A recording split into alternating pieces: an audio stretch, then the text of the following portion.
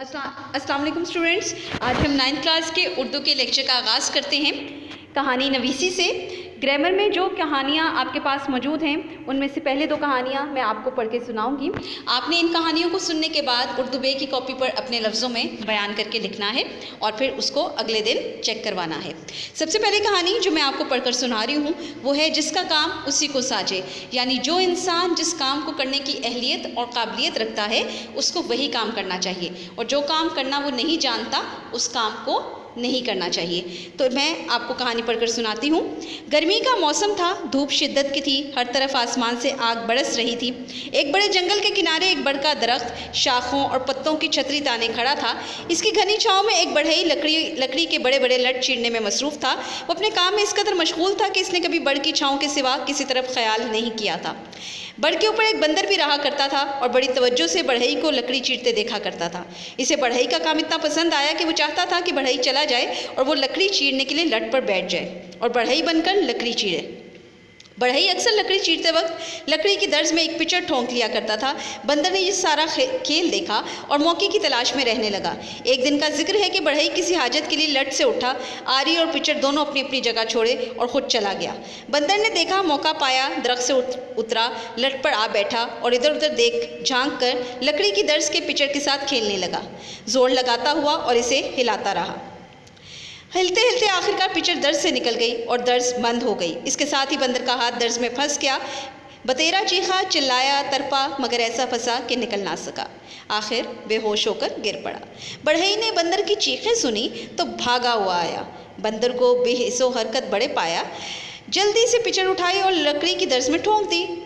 दर्ज खुली तो बंदर फिर भी ना हिला। बढ़ई ने देखा तो वो मर चुका था। इसे दर्ज की कैद से निकालकर अलग फेंका और गुस्से से कहने लगा, जिसका काम इसी को साझे।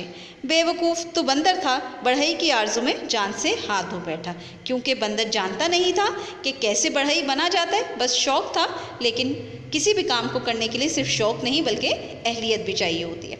दूसरी कहानी है सच की बरकत।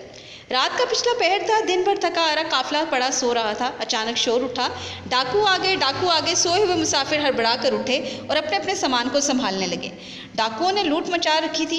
एक एक की तलाशी ले रहे थे। लोगों की जेबें टटोल रहे थे।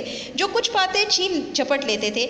लुटने वाले आहो फकां कर रहे थे, मगर जालिम डाकुओं के ऊपर इसका कुछ असर नहीं हो रहा था। इसी काफिले में एक नौउम्र लड़का भी शामिल था जो खड़ा ये सब कुछ देख रहा था और मुतलिक परेशान नजर नहीं आता था। एक डाकू इसके पास आता और पूछने लगा, लड़के तेरे पास क्या है? 40 अशरफियाँ, लड़के ने जवाब दिया। डाकू मजाक समझकर आगे बढ़ गया। दूसरा डाकू आया तो लड़के ने इसे भी यही जवाब दिया। इसी तरह ये के बाद दीगरे 3 डाकुओं ने लड़के से यही जवाब पाया। डाकुओं के सरदार तक भी ये बात पहुंची। इसने लड़के को पकड़ मंगवाया और पूछा, लड़के तेरे पास क्या है? लड़के ने इत्मीनान से जवाब दिया, 40 अशरफियाँ। सरदार ने पूछा, कहाँ हैं 40 अशरफियाँ? मेरे कुर्ते की तह में सिली हुई हैं, लड़का बोला। कुर्ते की तह खोली गई तो सचमुच 40 अशरफियाँ निकल आईं। सरदार ने हैरत से कहा, लड़के तूने इतनी बड़ी रकम छुपा क्यों ना ली? मेरी माँ ने मुझे नसीहत की थी, बेटा हमेशा सच बोलना, झूठ बोलकर गुनाहगार क्यों बनता मैं फिर? लड़के ने जवाब दिया। सरदार ने लड़के का जवाब सुना तो सोच में पड़ गया कि 9 उम्र लड़का माँ की नसीहत का इतना पाबंद है और मैं एक मुद्दत से अल्लाह के हुक्म के ख़िलाफ़ अमल कर रहा हूँ। अल्लाह के हजूर मेरा क्या हाल होगा? सरदार ने हुक्म दिया, सारा माल काफ़िले के लोगों को वापस करो, और ख़ुद लड़के के पाँव में गिर पड़ा। तौबा की, राहज़नी का पेशा हमेशा हमेशा के लिए तर्क कर दिया। ये लड़का कौन था? ये थे हज़रत अब्दुल कादिर जिलानी रहमतुल्लाह अलैह, जो बगदाद में तालीम हासिल करने के लिए काफ़िले के साथ सफ़र कर रहे थे। इनके सच की बरकत से पेशावर डाकू तौबा करके नेक बन गए। तो आपने इन दोनों कहानियों को अब अपनी कॉपी पर लिखना है और अपने अल्फाज में बयान करना है।